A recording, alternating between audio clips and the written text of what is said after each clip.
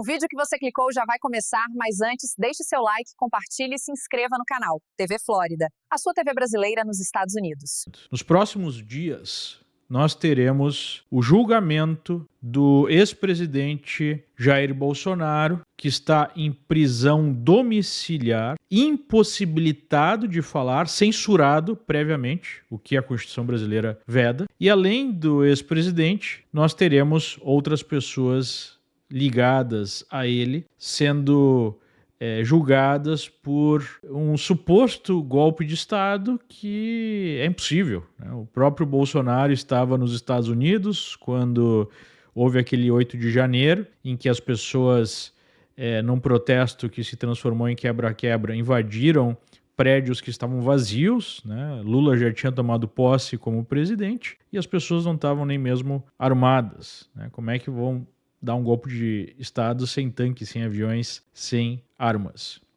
E depois de uma profunda, extensa investigação, não se identificou nenhuma conexão concreta entre esses supostos mandantes do que seria o 8 de janeiro, né, que seria então, segundo as autoridades, a manifestação do golpe, e essas pessoas, essas autoridades que seriam então os mandantes. O que nós estamos vendo no Brasil há mais de 6 anos é um processo de consolidação de um regime totalitário em que um dos lados do espectro político precisa ser eliminado. Basicamente, a direita, representada pelo que o regime chama de bolsonarismo, precisa ser eliminada da política. Você não tem uma democracia quando um dos lados do espectro político não pode, né, se manifestar, participar do processo. Quando um lado é censurado, é criminalizado. E nos últimos dias, isso ficou mais claro pelas revelações do Eduardo Tagliaferro, que vem a ser basicamente o ex-chefe do sistema de censura que a Justiça Eleitoral montou desde um pouco antes das eleições de 2022. Então, para quem não sabe dessa história, vale a pena a gente falar dessa história, porque não é nem um batom, né, na cueca, é basicamente um vídeo do ato em si, do que foi feito. Mas, basicamente, o Tagliaferro, ele trabalhava como chefe do que era chamada de uma Secretaria Especial de Combate à Desinformação. E, na verdade, se tratava de um sistema de repressão de censura à direita. Já havia saído algumas mensagens na Folha de São Paulo, ainda no ano passado, de um celular do Tagliaferro. Ele disse que ele não vazou essas mensagens. Esse celular foi preso num outro caso, em que ele foi acusado de violência doméstica pelo disparo de uma arma de fogo. Ele disse que foi acidental, aparentemente a esposa disse que não, mas enfim, um conflito doméstico, que a gente não sabe muito bem qual é a história, mas por conta disso seu celular foi pego pela polícia e foi entregue muitos dias depois, e ele disse que foi ali que saíram essas mensagens. Basicamente são mensagens de comunicações dele com assessores da Justiça Eleitoral, do TSE, e assessores do ministro Moraes. Nas matérias que seriam inicialmente parte desse material que veio a público, já seria o suficiente para anular os processos que envolvem até mesmo o 8 de janeiro, porque ali fica claro que havia uma coordenação para censurar, perseguir certas pessoas da direita, né? Que tipo de eleição é essa em que um lado pode se manifestar e o outro lado é sistematicamente censurado e perseguido? Porque o que a Justiça Eleitoral dizia é que foi montado esse escritório de suposto combate à desinformação para desbaratar mentiras, né? Desfazer mentiras e censurar manipulação do processo eleitoral. Só que as matérias da Folha de São Paulo já mostraram que essas investigações partiam de denúncias, em muitos casos, do próprio gabinete do ministro. Um juiz auxiliar do ministro, que era o braço direito do ministro, enviava para o Tagliaferro pedidos de dossiês para justificar medidas de censura. Ou seja, é um processo claramente viciado, que não segue o procedimento padrão, né, o que o devido processo legal define. em que você tem as próprias pessoas que julgam sendo as pessoas que acusam. E aí tem na Folha de São Paulo um diálogo que foi revelado que expõe essa história toda, em que o assessor do ministro pede para o Tagliaferro basicamente censurar uma revista, né? Ele diz que quer desmonetizar todas essas revistas que ele chamou de golpistas. O Tagliaferro faz uma avaliação, no caso a revista Oeste, diz que não identificou nada ilegal, apenas matérias jornalísticas, e o juiz auxiliar lá do ministro Moraes fala o seguinte: seja criativo. O ministro já decidiu que isso ultrapassa a liberdade de expressão ou algo do gênero. Ou seja, produza aí provas para a gente justificar uma censura, uma desmonetização, algum tipo de impedimento para a revista poder alcançar o seu público, o que é basicamente um ato inconstitucional. Depois que saíram essas primeiras perguntas, melhor colocando, né, esses primeiros diálogos, o Glenn Greenwald, que foi um dos jornalistas que assinou essas matérias, disse que viria mais revelações, só que elas nunca vieram pela Folha. E agora surgem novas revelações por jornalistas independentes, né? Pelo Michael Schellenberger, com a Public News aqui nos Estados Unidos, um texto em inglês, o Davi Agape, o Eli Vieira, e agora está saindo também várias matérias na própria revista Oeste e na Gazeta do Povo. Só que, pasmem, a chamada grande imprensa não fala nada sobre isso. É um assunto que ficou proibido. E o que surge, então? Quais são as novas revelações que são gravíssimas? Pela caneta lá do Michael Schellenberger, do Davi Agape e do Eli Vieira, veio uma matéria que mostra que, logo após o 8 de janeiro, o Ministério Público pediu para soltar vários presos que foram presos lá em manifestações na frente dos quartéis em Brasília. E, antes de soltar, uma assessora do ministro manda por WhatsApp, no grupo em que o Tagliaferro estava, solicitando que se fizesse um fichamento ideológico, que se levantassem posts dessas pessoas para ver se elas tinham alguma coisa que poderia implicá-las numa oposição a Lula ou numa crítica ao próprio tribunal, e isso foi utilizado para definir se as pessoas eram soltas ou não, ou seja, fichamento ideológico, coisa de regime de Alemanha Oriental, de Coreia do Norte, de União Soviética, né, de China, tudo fora dos autos do processo, tudo passando por WhatsApp e, num determinado momento, até um pedido de envio de uma autorização pelo e-mail pessoal do ministro. Não pelo seu e-mail funcional, pelos canais usuais, né, que seriam esperados. E agora a revista Oeste mostra outras situações, outros diálogos. Um diálogo em que o ministro assessor, né, o juiz lá, auxiliar do ministro Moraes, diz que eles querem arrebentar com a Carla Zambelli, mostrando posts. A retirada do ar do Gettr, né, uma rede social americana. Você tem ali uma outra revelação, numa entrevista para a revista Oeste do Tagliaferro, dizendo que o ministro Moraes pediu para essa assessoria de desinformação da Justiça Eleitoral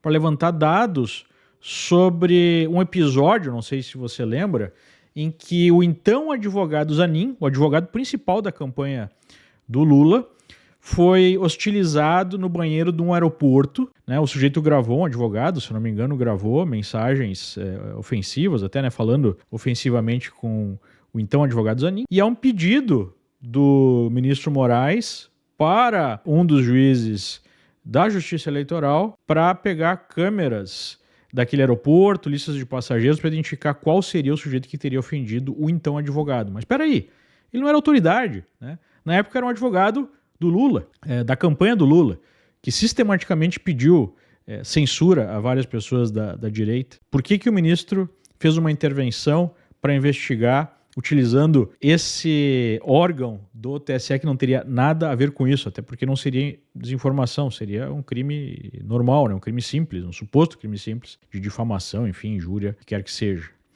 E por fim, numa entrevista à Gazeta do Povo, hoje mais cedo, o Eduardo Tagliaferro disse que foram mais de 3.000 perfis que foram censurados. E pior, havia um trabalho interno de órgãos, né, auxiliares, de pessoas que contribuíam supostamente com a Justiça Eleitoral. Todos esses órgãos, todos esses institutos, todas as pessoas ligadas à esquerda, financiada por União Europeia, né, países da União Europeia, partidos da União Europeia, órgãos ligados ao USAID, aquela história que a gente já conhece da mega estrutura que a esquerda globalista montou para censurar e perseguir a direita.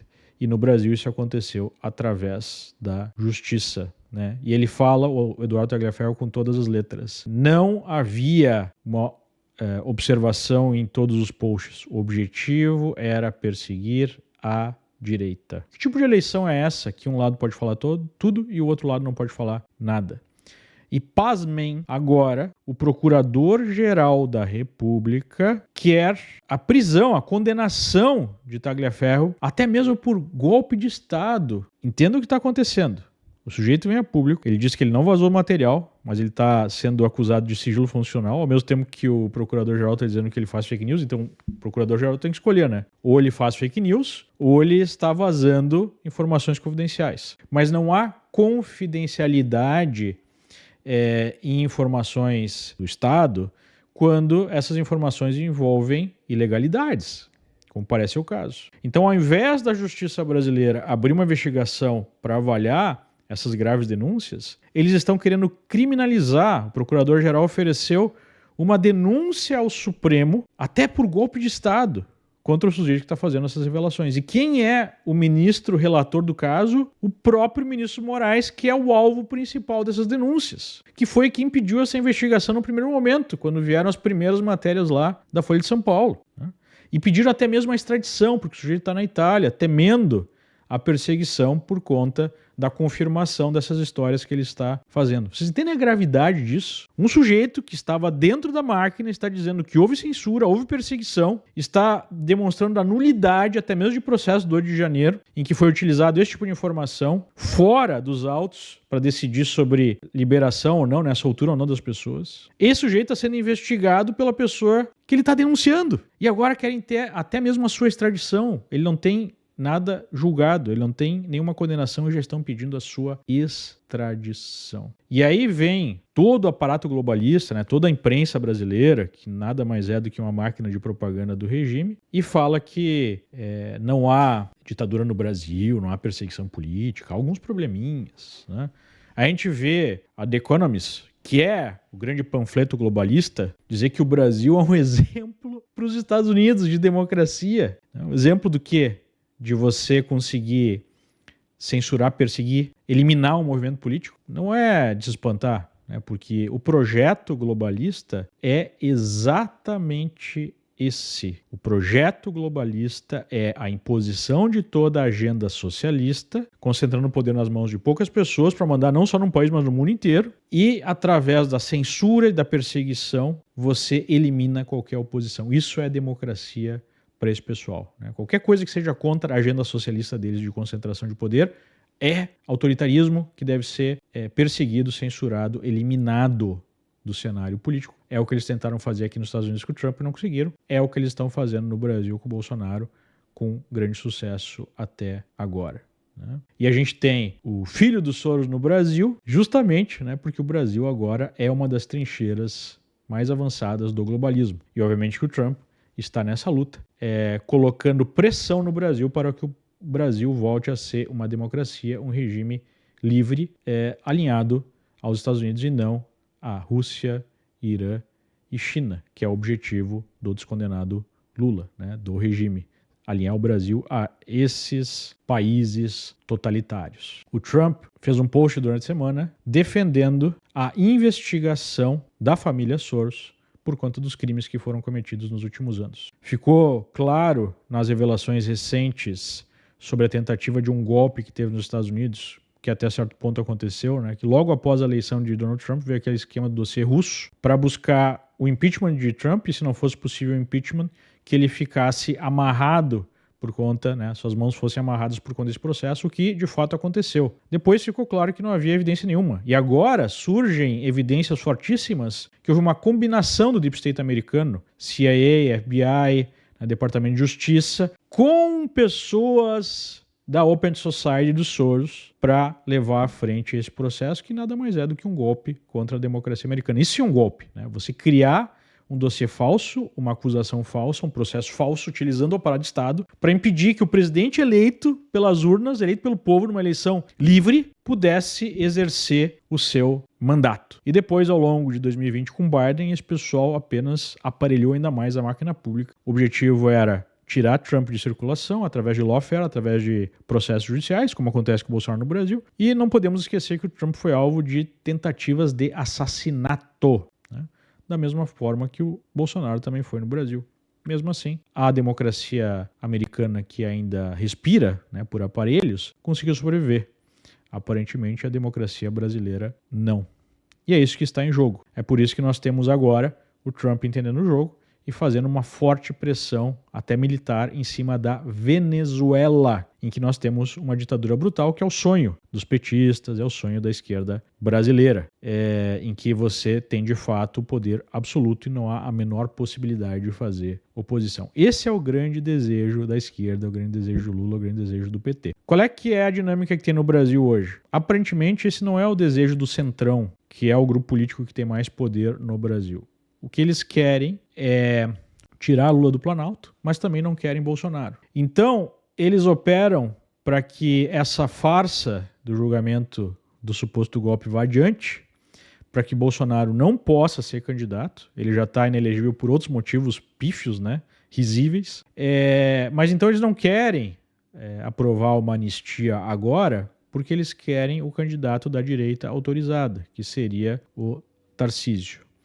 E por conta da pressão americana, parece que o próprio Supremo já vai aceitando a ideia de uma anistia, mas só depois do julgamento. O ministro Barroso deu uma entrevista, se não me engano, ou fez uma fala, e disse, olha, não pode haver anistia antes do julgamento, que não é verdade, pode, né? Mas depois do julgamento, esse é um assunto do Congresso. É a primeira vez que o ministro do Supremo, especialmente, né, um presidente do Supremo, reconhece o direito, o poder do Congresso de fazer uma anistia que está lá na Constituição brasileira, né? Mas infelizmente a Constituição não vale muita coisa ultimamente. Então, o próprio Ciro Nogueira, que é um dos grandes líderes do Centrão e está sendo cotado para ser o vice do Tarcísio, disse que essa era a deixa, né, para que em algum momento seja aprovada a anistia. Mas me parece que essa anistia aparentemente será aprovada ou após o julgamento ou após as eleições, para que não haja a possibilidade do Bolsonaro ser um dos candidatos, porque há uma boa chance dele vencer e o Centrão não quer nada disso. Eu já expliquei no vídeo anterior, se você não viu, por que o Centrão não quer nada disso, né? O que eles chamam de bolsonarismo representa uma revolta contra um establishment completamente corrupto que nós temos no Brasil, né? E, obviamente, que esse pessoal não quer que um elemento tão disruptivo quanto o Bolsonaro ou o próprio bolsonarismo tenha poder no Brasil. Eles querem uma espécie de novo teatro das tesouras com uma situação mais controlada e com uma manutenção de uma certa repressão para impedir que o povo se revolte novamente, como fez a partir de 2013, o que gerou, né, o impeachment da Dilma e, no final, a prisão de dezenas de líderes empresariais, de políticos que estavam envolvidos, melhor colocando, na Lava Jato, né? Esse é o cenário brasileiro. E parece que a Bolsa está animada com essa possibilidade. Bolsonaro está numa situação muito difícil, porque eles estão achacando ele para que ele declare logo o apoio ao Tarcísio, por exemplo, com a promessa de que haverá o apoio desse pessoal por uma anistia, né, que poderia beneficiar não só o Bolsonaro, mas todos os presos políticos e perseguidos políticos brasileiros, ou insistir, né, contando com o apoio americano, com a candidatura, até porque não há nada que garanta que esse acordo vai ser cumprido, visto que outros acordos que foram propostos, segundo o Bolsonaro, né, havia um acordo que se ele fizesse lá, né, a cartinha do Temer, que o Temer ajudou a escrever, pedindo desculpas para o Moraes no 7 de setembro, em que ele disse, né, que não iria mais cumprir as ordens da corte, e depois voltou atrás, que haveria o fim daqueles inquéritos, o que nunca aconteceu, né? Então me parece que há uma grande dúvida do Bolsonaro nesse sentido, em aceitar esse novo acordo, por não ter a certeza que ele seja cumprido, né? E por também definir o fim da sua carreira política. Então, uma situação bastante difícil, mas esse parece ser o cenário. Por fim, né, saiu uma pesquisa da Atlas Intel mostrando que a desaprovação do descondenado Lula voltou a subir. Foi isso que animou a Bolsa aí durante a semana, né? E, inclusive, essa pesquisa mostrou um crescimento do Tarcísio. E a gente vê todo o establishment já se direcionando para essa possibilidade.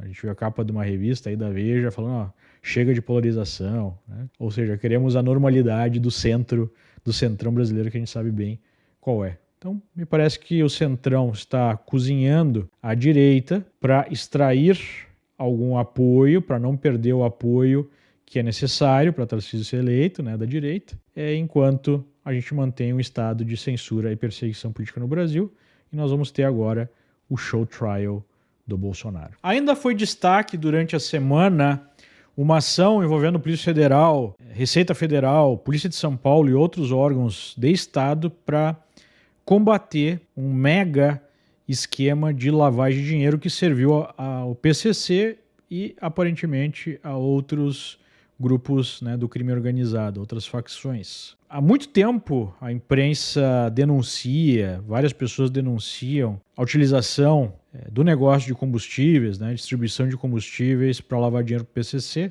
Segundo o que foi apresentado nas investigações, esse esquema existe desde 2020. E agora as autoridades parecem, né, que tomaram alguma atitude. Infelizmente, talvez estamos diante de uma nova cortina de fumaça, de um novo pastel de vento, porque em outras oportunidades isso acabou sendo apenas uma operação que depois foi anulada pela justiça, né? Inclusive, alguns dos personagens envolvidos aí já sofreram outras medidas e continuaram operando. E parece que há uma grande pressão em cima do governo, uma percepção cada vez mais clara, né, do brasileiro, do alto índice de criminalidade, do crime dominando tudo, e ficou claro, né?